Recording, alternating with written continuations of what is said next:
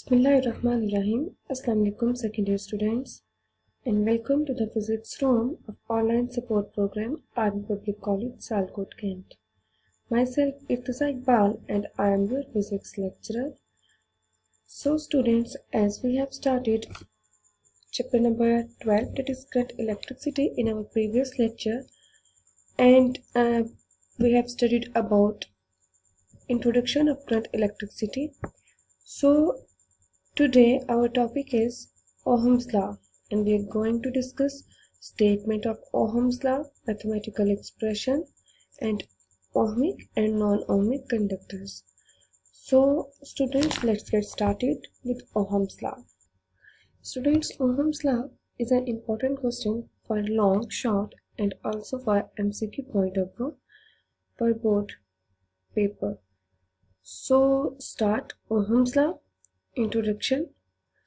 So in 1826, a German scientist Georg Simon Ohm investigated a relationship between potential difference, electrical potential, that is V, and current I in a closed circuit, and produce a statement or mathematical expression and give us a law that is called Ohm's law. Okay, so statement of Ohm's law is electrical potential, that is V, is directly proportional to current in a closed circuit. Means Ohm's law की हमारे पास जो statement है उसमें हमारे पास कि हमें ये कहा गया है कि जो इलेक्ट्रिक पोटेंशियल है that is V, वो डायरेक्टली प्रोपोर्शनल है current I in a closed circuit. कोई भी हमारे पास क्लोज सर्किट है, जैसा कि आप अगर यहाँ पे देखो स्टेप नंबर 4 डायग्राम में, तो यहाँ पे हमारे पास एक बैटरी है जो कि कनेक्टेड है रेजिस्टर से. ओके, सो इस बैटरी में करंट जो है वो फ्लो करेगी. ठीक है, तो यहाँ पे हमारे पास जो रेजिस्टर है, एक्चुअली रेजिस्टर क्या करता है, रेजिस्टेंस प्रोवाइड करता है. एंड रेजिस्टेंस क्या है, ये अपोजिशन है to the flow of charge carriers to the flow of electrons in a closed circuit. इनके करंट के फ्लो को अपोज करता है, करंट को कंट्रोल करता है किसी भी सर्किट में. तो इस सर्किट में ये जो पोटेंशियल है, इलेक्ट्रिक पोटेंशियल है, वो डायरेक्ट रिलेशन में है किससे, करंट से. मीन्स जितना ज़्यादा इलेक्ट्रिकल पोटेंशियल होगा उतनी ही ज़्यादा करंट होगी. और अगर हमारे पास इलेक्ट्रिकल पोटेंशियल कम है तो हमारे पास उस सर्किट में करंट भी कम फ्लो करेगी. Means direct relation between V and I. Okay, so हम लोग इसका मैथमेटिकल एक्सप्रेशन किस तरह से लिखेंगे, according to its statement V is directly proportional to I, electric potential is directly proportional to the current. Proportionality sign को ख़त्म करके हम लोग लगाते हैं कोई कांस्टेंट, और यहाँ पे हमारे पास जो कांस्टेंट है इसे हम लोग कहते हैं R. ठीक है, कैपिटल R. तो हमारे पास जो इक्वेशन आएगी V is equal to IR. Here R is constant of proportionality and also known as resistance Ohm constant. Okay, R हमारे पास क्या है, रेजिस्टेंस है, और इसे हम लोग क्या कहते हैं, Ohm's constant. रेजिस्टेंस मैं आप लोग को बता चुकी हूँ. रेजिस्टेंस एक अपोजिशन हमारे पास फोर्स है जो कि करंट के फ्लो को अपोज करती है. Okay, from this formula V is equal to IR, जिसे हम लोग कहते हैं Ohm's law, और ये मैथमेटिकल फॉर्म है Ohm's law की. ठीक है, इस रिलेशन से, Ohm's law से हम लोग फाइंड करेंगे रेजिस्टेंस जो कि कांस्टेंट, Ohm's कांस्टेंट है, उसकी वैल्यू को. सो अगर हम लोग इस इक्वेशन को सॉल्व करें for resistance R is equal to, तो हमारे पास I जो है वो डिवाइड हो जाएगा V से and we get R is equal to V over I. Okay, means यहाँ पे हमारे पास रेजिस्टेंस जो है वो क्या है,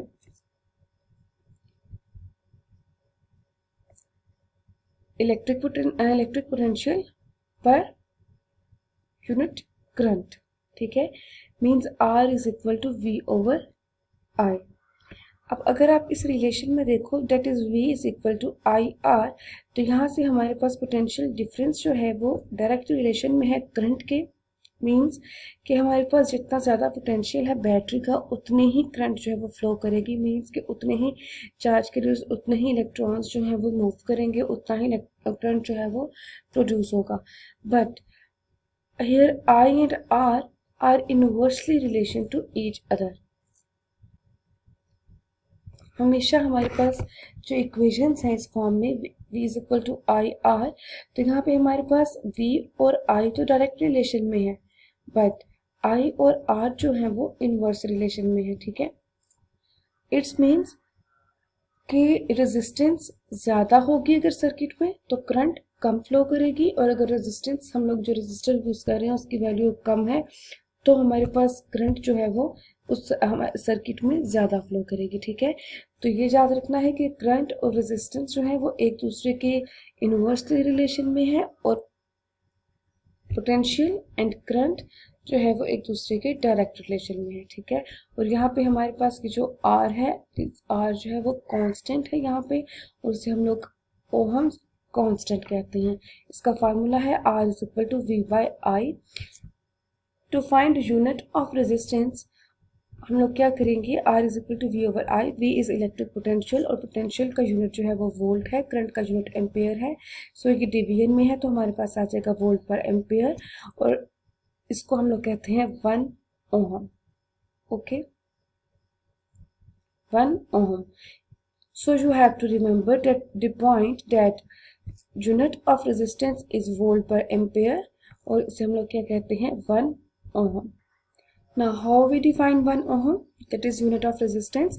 1 ohm को हम लोग इस तरह से डिफाइन कर सकते हैं कि एक कंडक्टर में 1 ohm रेजिस्टेंस उस टाइम पे होगी जब उस कंडक्टर में 1 एम्पेयर करंट फ्लो करे, जब पोटेंशियल डिफरेंस कितना हो 1 volt across the ends of the conductor, okay. So the resistance will be 1 ohm when 1 ampere current is flowing in a conductor or in a closed circuit. If the potential difference or electrical potential is 1 volt, so the resistance will be 1 ohm. Also, resistance of a conductor depends upon physical state of conductor, for example temperature, and dimensions of the conductor, for example area of cross section or length, and nature of the conductor, okay. So next further we have moved towards ohmic conductors and non-ohmic conductors, ohmic and non-ohmic materials, ठीक है। तो सबसे पहले हम लोग study करेंगे ohmic conductors को। those conductors which obey Ohm's law are known as ohmic conductors। वो conductors या वो materials जो कि Ohm's law को obey करेंगे उसे हम लोग कहते हैं ohmic conductors। मीन्स कि उनमें लाइक के उन तमाम केसेस के लिए, उन तमाम कंडक्टर्स के लिए जो V है वो डायरेक्टली प्रोपोर्शनल है I इंटू R के, और इसे हम लोग कहते हैं ohmic conductors. For example iron, okay. So उन ohmic कंडक्टर्स का जो ग्राफ है वो एक स्ट्रेट लाइन होगा। अगर हम लोग ग्राफ ड्रा करें between current and electrical potential between V and I, तो हमारे पास जो ग्राफ आएगा V और I में वो हमारे पास एक स्ट्रेट लाइन आएगा इंक्रीजिंग ऑर्डर में, ठीक है। Straight line but increasing order, like this, straight line but in increasing order, ठीक है। क्योंकि पोटेंशियल जैसा जैसे ज्यादा होगा, पोटेंशियल की वैल्यू को ज्यादा करेंगे, करंट भी कंडक्टर में इंक्रीज करती जाएगी, ठीक है। फ्लो ऑफ करंट भी इंक्रीज होता जाएगा। तो ये आप देख सकते हैं इस ग्राफ में कि हमारे पास स्ट्रेट लाइन है बट इन इंक्रीजिंग ऑर्डर। तो ये ग्राफ क्या बता रहे हैं कि that V is directly proportional to I, okay. So ohmic conductor जो है उनका ग्राफ हमारे पास स्ट्रेट लाइन होगा। अगर ग्राफ स्ट्रेट लाइन है इट्स मीन्स कि हमारे पास जो स्लोप है वो भी क्या है, कांस्टेंट है। स्ट्रेट लाइन होने का रीजन जो है वो ये है, यहाँ पे हमारे पास जो स्ट्रेट लाइन है वो ये शो कर रही है कि इस जो कंडक्टर में जो ओहमिक कंडक्टर्स हैं, जो रेजिस्टेंस की वैल्यू है वो क्या है, कांस्टेंट वैल्यू है, ठीक है। रेजिस्टेंस चेंज नहीं हो रही है, क्योंकि अगर रेजिस्टेंस चेंज होगी तो ऑब्वियसली करंट की वैल्यू भी चेंज होगी, ओके। मीन्स कि अगर रेजिस्टेंस कम हो रही है तो करंट ज़्यादा होगी, रेजिस्टेंस ज़्यादा हो रही है तो करंट कम हो जाएगी। तो यहाँ पे क्योंकि ग्राफ स्ट्रेट लाइन है इट्स मीन्स कि रेजिस्टेंस की वैल्यू क्या है, कांस्टेंट है। अगर रेजिस्टेंस की वैल्यू कांस्टेंट है तो यहाँ पे हमारे पास इस ग्राफ की स्लोप भी क्या होगी, कांस्टेंट होगी, ओके। सो ये हमारे पास जो ग्राफ था वो ओहमिक कंडक्टर्स के लिए था, for example iron. So next हमारे पास जो लास्ट पॉइंट है इस पे हमारे पास है नॉन ओहमिक कंडक्टर्स, ओके।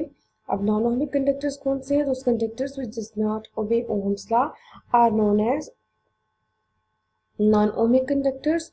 और ओहम्स लॉ क्या था? V is equal to IR, means कि यहाँ पे इन कंडक्टर्स के लिए हमारे पास इलेक्ट्रिक पोटेंशियल और करंट जो वैल्यू है वो डायरेक्ट रिलेशन में नहीं होगी और रेजिस्टेंस जो है वो कांस्टेंट नहीं रहेगी। मीन्स कि यहाँ पे करंट की वैल्यू कांस्टेंट नहीं रहेगी।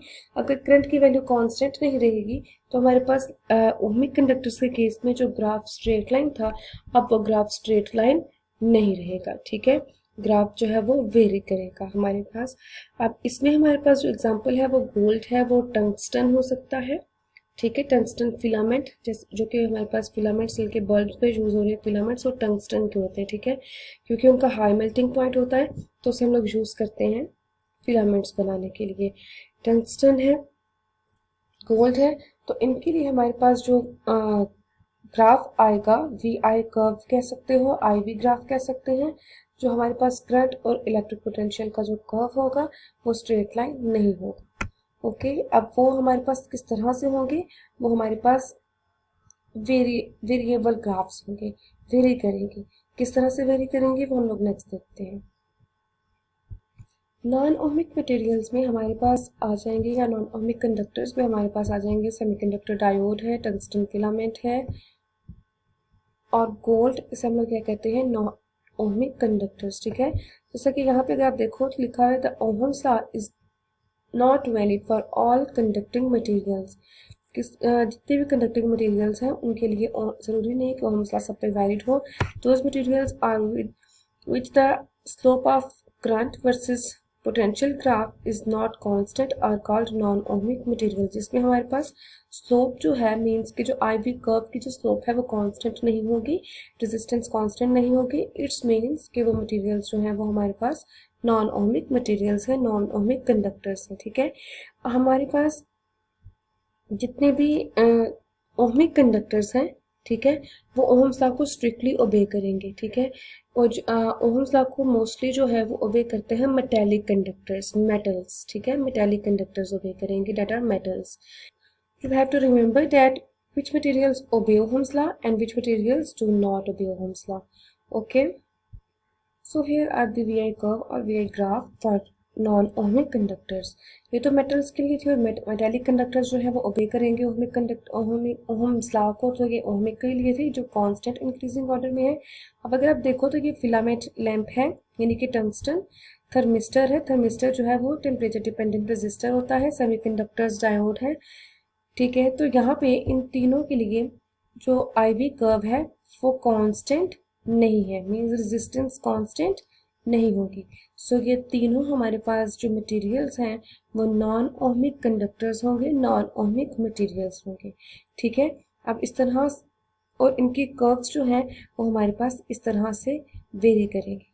Okay, so the IV curve for filament bulb shows that graph bends over as V and I increases, indicated that given change of V causes a correspondingly smaller change in I at larger values of V, thus slope decreases with increases of voltage. तो जो हम लोगों ने filament का graph देखा था क्योंकि bend हो रहा था, जैसे हम लोग इंक्रीज करेंगे वोल्टेज की वैल्यू को तो करंट में स्मॉल चेंज आएगा और ग्राफ जो है वो बेंड हो रहा है, वो इंडिकेट करेगा कि रेजिस्टेंस जो है वो जो स्लोप है वो डिक्रीज करेगी with increase of voltage. Okay, so in the second point जो कि हमारे पास thermistor, that is temperature dependent resistor, उसका जो हमारे पास ग्राफ था वो बेंड करेगा, बेंड कर रहा है अपवर्ड, जो कि इंडिकेट करेगा कि रेजिस्टेंस जो है वो डिक्रीज कर जाएगी जैसे कि टेम्परेचर राइज करेगा, क्योंकि ये थर्मिस्टर जो है वो टेम्परेचर डिपेंडेंट रेजिस्टेंस है, रेजिस्टर है। तो इसका जब टेम्परेचर राइज करेगा तो हमारे पास रेजिस्टेंस शार्पली डिक्रीज कर जाएगी। Okay, so IV curve for semiconductor diode shows that, क्योंकि ये भी नॉन लीनियर ग्राफ है, सो इसमें जब करंट पास करेगी वोल्टेज अप्लाई किया जाएगा in one direction but it almost zero when it act in opposite direction. एक डायरेक्शन में करंट पास करेगी but in opposite direction in almost zero, क्योंकि ये सेमीकंडक्टर डायोड है तो इसमें जो हमारे पास करंट है वो इतनी ज़्यादा फ्लो नहीं करेगी। ओके, सो हमारे पास अगेन जो ग्राफ है वो लीनियर नहीं रहेगा। So students, this is enough for today lecture. I hope that you understand the lecture. Thank you so much and Allah Hafiz.